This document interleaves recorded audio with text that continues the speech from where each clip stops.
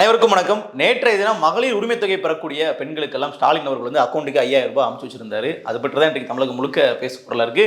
திடீர்னு ஏன் இப்படி பண்றாங்க, எலெக்ஷன் டைம்ல இப்படி ஒரு ஸ்ட்ராட்டஜி பண்றாங்களே, இதெல்லாம் பலன் அளிக்குமா என்ன ஏதுங்கிற விவாதம் தான் தமிழ்நாடு முழுக்க அரசியல் களத்தில் போயிட்டு இருக்கு. ஆனால் இதுக்கு பின்னணி இந்த சம்பவம் நடக்கிறதுக்கு காரணமாக சில விஷயங்கள் இருந்திருக்கும் இல்லையா, அதை பற்றின பிரத்யேக தகவல்கள்லாம் இப்போதான் வந்து பார்த்தீங்கன்னா கொஞ்சம் கொஞ்சமாக கசிய தொடங்கியிருக்கு. அது என்ன அப்படின்னா, ஸ்டாலின் அவர்கள் கடுமையான அப்செட்டில் இருந்ததனுடைய விளைவு தான் இன்றைக்கு இந்த 5000 ரூபாய் கொடுத்தது அப்படிங்கிறது தெரிய வருது. அதாவது கிட்டத்தட்ட வரக்கூடிய பிப்ரவரி 17ஆம் தேதி சட்டமன்ற கூட்டத்தொடர் நடக்க இருக்கு. அப்போ வந்து இடைக்கால பட்ஜெட்டும் தாக்கல் பண்ணப்பட இருக்கு. அப்போதான் வந்து தமிழ்நாட்டு மக்களையே ஒட்டுமொத்தமாக தன் பக்கம் திருப்புற மாதிரி நாங்கள் வந்து இனிமேல் மாதம் மாதம் 2000 ரூபாய் கொடுக்க போகிறோம் அப்படிங்கிற ஒரு அறிவிப்பை ஸ்டாலின் அவர்கள் கொடுக்க இருந்திருக்கிறார். முதல்ல இந்த 5000 ரூபாய் கொடுக்குற திட்டம்லாம் கிடையவே கிடையாது. இதெல்லாம் வந்து பார்த்தீங்கன்னா ஒரு சடன் பிளானாக சபரிசன் கொண்டு வந்தது தான். அதற்கு முன்னாடி ஸ்டாலின் அவர்களினுடைய ஸ்ட்ராட்டஜி இருந்த விஷயங்கிறது இதுதான். ஸோ இது குறித்து வந்து நிதித்துறை அதிகாரிகள் கிட்ட அது சம்மந்தமான துறை நபர்கள்கிட்டலாம் பல விஷயங்கள் வந்து பேசி நாம் இப்படி பண்ணோம்னா நமக்கு எவ்வளோ தூரம் வந்து பெனிஃபிட்டாக இருக்கும் அப்படிங்கிற மாதிரி பல விஷயங்கள் பேசியிருக்காங்க. அவர்கள் வந்து அந்த 2000 ரூபாய் வந்து பார்த்தீங்கன்னா கொடுக்கணும் அப்படின்னாலே நாம் வந்து எவ்வளோ சிரமப்படுவோம் அப்படிங்கிறத அவங்க எடுத்து உரைச்சிருக்காங்க. குறிப்பாக பார்த்தீங்கன்னா இப்போ 1000 ரூபாய் கொடுக்கறதுனாலேயே மாதத்திற்கு 1300 கோடி ரூபாய் வந்து கொடுக்க வேண்டியதாக இருக்குது. கிட்டத்தட்ட வருடத்துக்கு பார்த்தீங்க அப்படின்னா 15750 கோடி, கிட்டத்தட்ட 14000 கோடி வச்சுக்கோங்களேன். அப்போது இதே நீங்கள் 2000 கொடுத்தீங்கன்னா வருஷத்துக்கு 30000 கோடிக்கு மேலே கொடுக்கணும். அதெல்லாம் வந்து ரொம்ப கஷ்டம், நமக்கு சாத்தியம் இல்லை, நீங்கள் கொஞ்சம் பார்த்து பண்ணுங்க எஜமானே அப்படின்னு சொல்லி அதிகாரிகள் வந்து ஸ்டாலின் அவர்களுக்கு அறிவுறுத்திருக்காங்க. இல்லை எனக்கு கடனை பற்றியெல்லாம் கவலை இல்லை, 10 லட்சம் கடன் என்ன 15 லட்சமாக ஆனால் கூட நான் இவங்களுக்கு வந்து காசு கொடுத்து ஓட்டெல்லாம் வாங்கியே ஆகணும் அப்படின்னு சொல்லி ஸ்டாலின் அவர்கள் ஒரே முடிவாக சொல்ல, சரி இதை நம்ம அறிவிக்கலாம் அப்படின்னு சொல்லி வெயிட் பண்ணிக்கிட்டு இருந்திருக்காங்க. ஆனால் நடந்தது என்னன்னு பார்த்தீங்கன்னா ஒரு பெரிய ட்விஸ்ட்டு. இவருக்கு முன்னாடி வந்து எடப்பாடி என்ன பண்ணிட்டாருன்னா, நாங்கள் ஆட்சிக்கு வந்தால் 2000 ரூபாய் மாதம் மாதம் பெண்களுக்கு கொடுப்போம்னு சொல்லிட்டார். அது ஒரு பெரிய ட்விஸ்டே என்னன்னு பார்த்தீங்கன்னா, அனைத்து மகளிருக்கும், அனைத்து ரேஷன் கார்டு வைத்துள்ள மகளிருக்கும், குடும்ப தலைவிகளுக்கும் 2000 ரூபாய்னு சொல்லிட்டார். இது வந்து பெரிய ட்விஸ்ட்டு. ஸ்டாலின் அவர்கள் வந்து செம்ம அப்செட். இதில் தான் வந்து பார்த்தீங்கன்னா என்ன பண்ணுறது மருமகனே அப்படின்னு சொல்லி சபரிசனை போய் நிற்கும் போது தான் அவங்க வந்து மேல்மட்ட குழுவில் ரொம்ப வந்து இப்படி ஆலோசித்து ஏதாவது ஒன்று பண்ணி ஆகணுமே, இதை நம்ம டேக்கிள் பண்ணி ஆகணுமே, இல்லை நம்ம பக்கம் இருக்கிறவங்களாம் அப்படியே அந்த பக்கம் போயிடுவாங்கன்னு சொல்லி ஒரு பயத்தில் என்ன பண்ணியிருக்காங்கன்னா, சரி ஓகே நாம் வந்து புதுசாக ஒரு பிளான் போடுவோம்னு சொல்லி நாம் வந்து லம்பாக அமௌண்ட்டு கொடுத்துடலாம். மொத்தமாக நம்ம ஒரு அமௌண்ட்டு கொடுத்தோன்னா மக்கள் வந்து அடுத்த 2 மாதத்துக்கு நம்மளே நம்பியிருப்பாங்க, நம்மளே வந்து பார்த்தீங்கன்னா அவர்கள் வந்து எதிர்பார்த்து காத்திருப்பாங்க அப்படின்னு சொல்லி ஒரு போட்ட திட்டம் தான் இந்த பீகார் மாடல் திட்டம் தான் சொல்லப்போனால். இது பீகாரில் வந்து எப்படி என்டிஏ கூட்டணி வந்து அங்கே ஒரு 10000 ரூபாய் வந்து பெண்களுக்கான தொழில் முனைவோர் திட்டம் அப்படின்னு சொல்லி கொடுத்தாங்களோ, அந்த அமௌண்ட்டின் அடிப்படையில் தான் அங்கே வந்து அவர்களுக்கு மிகப்பெரிய ஓட்டு வந்ததாக வந்து அங்கே ஒரு கருதுகோள். கிட்டத்தட்ட காங்கிரஸ் அணிலாம் வந்து பார்த்தீங்கன்னா மிகப்பெரிய தோல்வி அடைஞ்சு இல்லையா.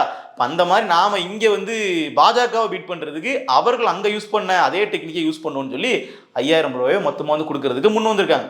இப்போ பல கோடி ரூபாய் வந்து இந்த திட்டங்களுக்கு ஒதுக்கிறதுக்கு எத்தனையோ நலத்திட்டங்கள், முதலீட்டு திட்டங்கள் வந்து பண்ணலாமே, வேலைவாய்ப்புகளை ஏற்படுத்தலாமே அப்படிங்கிறத நான் சொல்லலைங்க. இது வந்து நானாக சொன்னேன் அப்படின்னா, நாம் வந்து பாமர மக்களுக்கு பணம் போகிறதை எதிர்த்து நீங்கள் வன்மத்தில் பேசுகிறீங்க, உங்களுக்கு வந்து பாமர மக்களுடைய வழி தெரியாது, மாதம் மாதம் கிடைக்கிற 1000 ரூபாயினுடைய வேல்யூ தெரியாதும்பாங்க. அதை வந்து ஐயா ஸ்டாலின் அவர்களே பேசுறாரு, கேளுங்க. இலவசம் தேவையில்லை, மக்கள் அதை விரும்பல. ஏன்னா நாட்டினுடைய முன்னேற்றம் தான். எங்களுக்கு வருவாயை நீங்க பெருக்கி கொடுங்க, எங்களுடைய வருமானம் பெறக்கூடிய வகையில உருவாக்கி தாங்க, நாங்க வாங்கிக்கிறோம். கேட்டீங்களா? மக்களே இப்பெல்லாம் இலவசங்களை விரும்புறது இல்லையா, அப்புறம் எப்படி வந்து இந்த பொதுமக்கள்லாம் வாங்கிட்டு ஓட்டு போடுவாங்க? ஸ்டாலின் அவர்கள் சொன்னதை மக்கள் கேட்டிருப்பாங்களா இல்லையா? ஸ்டாலின் அவர்கள் சொன்னது மாதிரியே பொதுமக்களும் இந்த பணத்தை வாங்கி கொண்டு இலவசங்களை கொடுத்து நம்மளை ஏமாற்றுகிறார்கள் என்று தெரிந்து கொண்டு தெளிவாக வாக்களிப்பாங்க நம்ம நம்புவோம். இப்போ இதில் இன்னொரு விஷயமும் இருக்குது. இவர்கள் இதை முன்கூட்டி அறிவிச்சிருந்தாங்க அப்படின்னாலோ, இந்த தகவல் வந்து கொஞ்சமாக வெளியே கசிஞ்சிருச்சு அப்படின்னாலோ என்ன பண்ணியிருப்பாங்கன்னா, ரொம்ப சுலபமாக வந்து நீதிமன்றத்தில் போயிட்டு, ஐயா கலைஞர் உரிமை தொகைன்னு பேர் வச்சுட்டு இந்த மாதிரி வந்து இவர்கள் மொத்தமாக அமௌண்ட் கொடுக்க இருக்கிறாங்க, கலைஞர் மகளிர் உரிமை தொகைங்கும் போது இப்போ எலெக்ஷன் டைம் வேறு, மக்கள் என்ன நினைப்பாங்க அப்படின்னா, கண்டிப்பாக வந்து இவர்கள் ஓட்டுக்கு காசு கொடுக்குற மாதிரியான விஷயமா தான் அது மாறும். மக்கள் வந்து இப்போ கலைஞர் பேரில் காசு தராங்கன்னா கலைஞரே கொடுக்குறாரு நினச்சிக்கிட்டு திமுகவுக்கு ஓட்டு போட்டுருவாங்க. இது ஒரு ஜனநாயக பூர்வமான தேர்தலை வந்து நடக்கிறதுக்கு அனுமதிக்காதுன்னு சொல்லி நீதிமன்றத்துக்கு ஏறி இருப்பாங்க. அது எதிர்க்கட்சியாக இருக்கலாம், யார் வேணாலும் இருக்கலாம். ஸோ அதை வந்து யாருக்குமே தெரியக்கூடாது, தடுக்கக்கூடாதுன்றதுக்காக தான் ரொம்ப ட்ரிக்காக பிளான் பண்ணி, எப்படின்னு பாருங்கள், எல்லா மாதமும் 15th போடுவாங்க, இல்லை அதுக்கு அப்புறமா கூட ஆனாலும் குழப்பம் இல்லை. ஆனால் இந்த மாதம் வந்து 16 வரைக்கும் வெயிட் பண்ண முடியாது. 13 சரி, ஏன் 13 ஏன் 14 இல்லைன்னு இன்னைக்கு வந்து பேங்க் ஹாலிடே. இன்னைக்கு வந்து 2வது சனிக்கிழமை பேங்க் வந்து ஹாலிடே. அதுக்கப்புறம் நாளைக்கு சண்டே வந்து பார்த்தீங்கன்னா லீவு. அப்போ நீதிமன்றமும் லீவு. இங்கே வந்து பேங்க் லீவுங்கிறது அவருக்கு பிரச்சனை இல்லை, நீதிமன்றமும் விடுமுறை. அப்போ நமக்கு எந்த சிக்கலும் இல்லை, நாம ரொம்ப சுலபமாக இந்த பணத்தை வந்து அப்படியே மகளிரோட அக்கௌண்ட்டுக்கு டிரான்ஸ்ஃபர் பண்ணிடலாம்னு சொல்லி ஒரே நாளில் 6500 கோடி ரூபாய் வந்து மாற்றிருக்காங்க. நீங்கள் பாருங்க, ஒரு நபருக்கு 5000 ரூபாய் அப்படின்னா 1,31,00,000 நபர்களுக்கும் இவ்வளோ அமௌண்ட் வந்து வருது. ஸோ இப்படி தான் இந்த விஷயத்தை வந்து பிளான் பண்ணியிருக்காங்க. இப்போ இதில் இவர்களுக்கு ஒரு சிக்கல் இருக்கு இல்லையா, இது வந்து ஒரு பெரிய அமௌண்ட். தமிழ்நாட்டினுடைய கருவூலத்திலே வந்து பார்த்தீங்கன்னா ஒரு லம்பான அமௌண்ட் எடுத்து இவர்கள் கொடுத்துருக்காங்க. இது லிட்ரலி வந்து ஓட்டுக்கு பணம் கொடுக்குற ஒரு கான்செப்ட் தான். நீங்கள் வெளிப்படையாக வந்து பணம் கொடுக்கறதுக்குலாம் இந்த மாதிரி வந்து மொத்தமாக கொடுத்து மகளிரோட வாக்குகள்லாம் கவர் பண்ண பார்க்குறாங்க. இதில் 2 விஷயங்கள் வந்து பெரிய சிக்கலை வந்து ஏற்படுத்துது. ஒன்று என்னன்னா, தமிழ்நாட்டினுடைய கடன் சுமை அப்படிங்கிறது இன்னும் வந்து மேலுக்கு மேலே வந்து ஏறிட்டே போகக்கூடிய ஒரு சூழல் இருக்குது. நேற்று கூட விராமத்தை பேசியிருந்தோம், கடன் எப்படி நீங்கள் அடைப்பீங்கன்னு கேட்டால் நாங்கள் எப்படி போன வருஷம் பண்ணமோ அதே மாதிரி வருஷம் பண்ண போகிறாங்கன்றாங்க.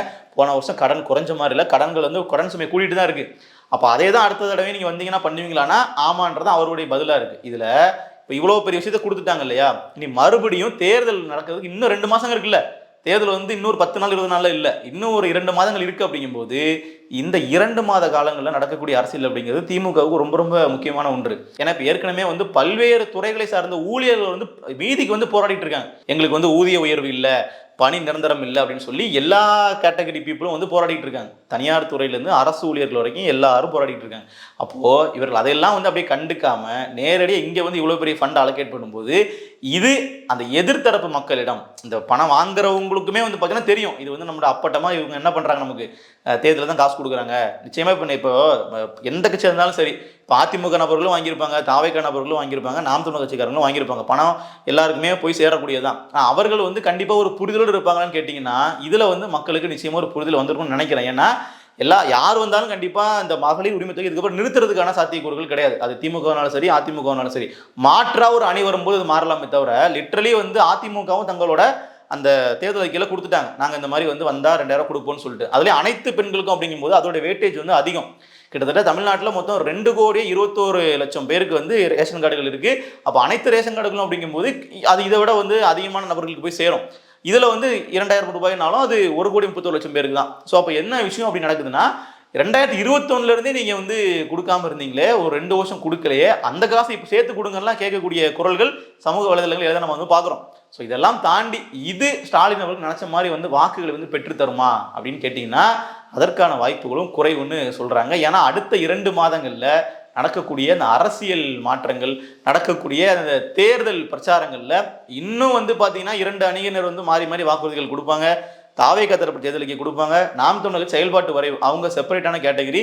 இந்த தேர்தல் வாக்குறுதிகள் அப்படிங்கிற மாதிரி நாங்கள் இப்போ ஜெயிச்சா என்ன பண்ணுவோம், அடுத்த 5 வருஷம் கழிச்சு என்ன பண்ணுவோம்னா இல்லை, அடுத்த 50 வருஷத்துக்கு அவர்கள் வந்து ஒரு திட்டம் போட்டு வச்சிருக்காங்க, தமிழ்நாடு எப்படி மாற்றணும்னு சொல்லிட்டு. ஸோ அது வந்து செப்பரேட்டாக வேறு.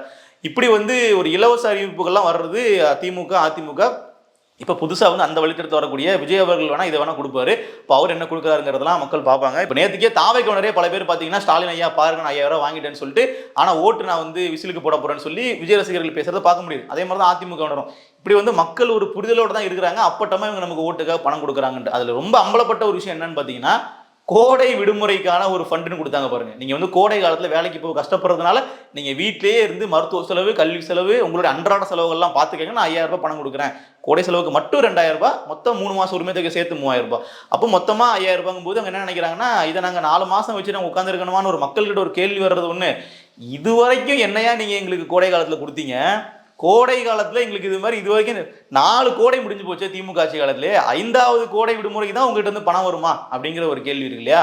ஸோ அந்த கேள்வியும் பொதுமக்கள் தரப்புலேயே வந்து எல்லாம் ஆரம்பிச்சிருக்கு. அப்பட்டமாக வந்து வெளிப்படையாக இது வாக்குகளுக்கு கொடுக்கக்கூடிய பணம் அப்படிங்கிறது மக்களே வந்து புரிஞ்சுக்கிட்டாங்க. அதே மாதிரி இன்றைக்கு எதிர்க்கட்சி தரப்பில் வைக்கக்கூடிய குற்றச்சாட்டுகள் அப்படிங்கிறது இருக்கு இல்லையா, ஸ்டாலின் அவர்கள் வந்து எப்படியாச்சும் நம்ம வந்து ஆட்சிக்கு வந்துடணும்னு சொல்லி ஒரு விரக்தியில தான் உட்காந்துருக்காங்க. இன்னைக்கு வந்து 6500 கோடியை மொத்தமாக ஒரே ஒரு நாளில் டிஸ்ட்ரிபியூட் பண்ணி அவர்கள் கொடுக்குற அளவுக்கு வந்திருக்காங்கன்னா அதற்கான காரணம் என்னன்னா தோல்வி பயம் அப்படிங்கிறது அப்பட்டமாக தெரியுது. ஏன்னா அவர்கள் இவ்வளோ செலவு பண்ணி நாம் வந்து இதை பண்ணணுமா அப்படிங்கிற ஒரு கேள்வி இருந்திருக்கும். ஏன்னா 2021ஆம் ஆண்டு நிதியமைச்சர் பழனிவேல் தியாகராஜன் அவர்கள் அப்போ நிதியமைச்சர் இருந்தார் இல்லையா, அப்போ வந்து பார்த்தீங்கன்னா அவர் இந்த ஸ்கீமை வந்து ஆரம்பிக்கவே விடலை. வேண்டாம், இதெல்லாம் நம்ம கொடுத்தா நம்ம அரசாங்கத்துக்கு பெரிய நஷ்டம் வரும், நமக்கு ப்ரொடக்டிவாக இருக்காதுன்னு சொல்லி பொருளாதார வல்லுனர் வந்து அவர் சொல்றாரு இதெல்லாம் வேணான்னு சொல்லி, கட்சிக்குள்ள இருந்துகிட்டே திமுக தான் இருக்கிறார், திமுக அமைச்சர் தான் அவர், ஆனா அவர் ஒத்துக்கவே இல்லை நிதியமைச்சர் இருந்த வரைக்கும்.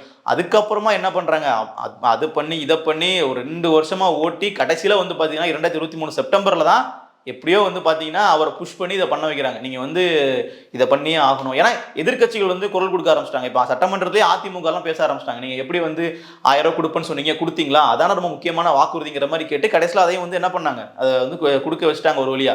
இப்போ கொடுத்த அமௌண்ட்ல இருந்து இரட்டி பாக்குறாங்க அப்படின்னா ஏற்கனவே இதுவே ஒரு நிதி சுமையா இருக்கும்போது நம்ம எப்படி இன்னொன்று சமாளிக்க போறோங்கிற ஒரு கேள்வி இருக்குல்ல. அப்படியே 2 மடங்கா எடுத்து கொடுக்கணும். சரி, சமாளிக்கிற அளவுக்கு நாம வந்து தொழில்துறை ரீதியா முன்னேறி இருக்கிறோமா, நம்ம வந்து அப்படி பார்த்தீங்கன்னா ஒரு பக்கம் கடன் தான் அதிகமாயிட்டு இருக்கு. அப்போ லிட்ரலி நம்ம கடன் வாங்கி மக்கள் கையில் காசாக கொடுக்கறது அப்படிங்கிறது எப்படி அப்படிங்கிறது தான் ஒரு கேள்வி. அதற்கு வந்து ஸ்டாலின் அவர்கள்ட்டையும் எந்த பதில் இருக்கிற மாதிரி தெரில. நாம ஜெயிக்கணும், இந்த முறை நாம ஜெயிச்சே ஆகணும். ஏன்னா திமுக 2 முறை ஜெயித்ததாக வரலாறே கிடையாதுன்னு இருக்கு இல்லையா, அந்த வரலாற்றை நம்ம மாற்றணும். இன்னொரு முறை நாம வெற்றி பெற்று ஆட்சிக்கட்டில் அமர்ந்து விட வேண்டும் அப்படிங்கிறது அவருடைய ஒற்றை குறிக்கோளாக இருக்கு. இதில் வேற இப்போ தாவேகா தரப்புல இருந்து அவர்கள் வந்து புதுசா உள்ள வரும்போது இங்க மகளிருடைய ஓட்டுகள்லாம் நமக்கு அப்படின்னு சொல்லி ஸ்டாலின் அவர்கள் கனவு கண்டுட்டு இருக்கும்போது பாதி பேர் இங்கிருந்து அங்கே போகிறதுனால எப்படியாச்சும் வந்து அவர்கள் அங்கே போயிடக்கூடாது, நம்மகிட்டே இருக்கணும்னு சொல்லி அந்த ஒரு பயம் இருக்கு.